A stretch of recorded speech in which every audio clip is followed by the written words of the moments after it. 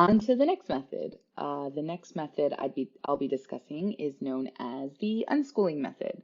So unschooling is a style of home education that is more child-led based. So rather than using a defined curriculum like the one I mentioned before, Becca, unschoolers follow what their child is interested in because children are naturally curious about the world around them.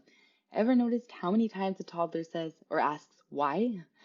That being said, unschooling is not as passive as it sounds, though. So, John Holt, one of the leaders of the unschooling philosophy, said, birds fly, fish swim, man thinks and learns.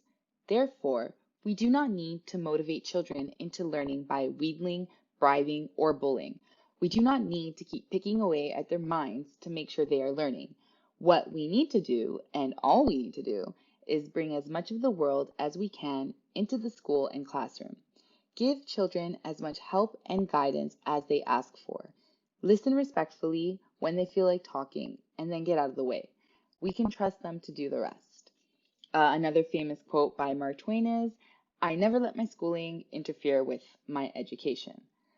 But I also want to clarify that unschooling should not be confused with deschooling. Deschooling refers to the period of time when a student and the family adjusts after leaving a traditional school setting, and I mentioned it in my intro video on Facebook. Unschooling involves nurturing a child's natural curiosity without placing artificial time constraints on them. So you wouldn't be structuring their day in the same way a classroom setting might. With that being said, let's look at some unschooling curriculum.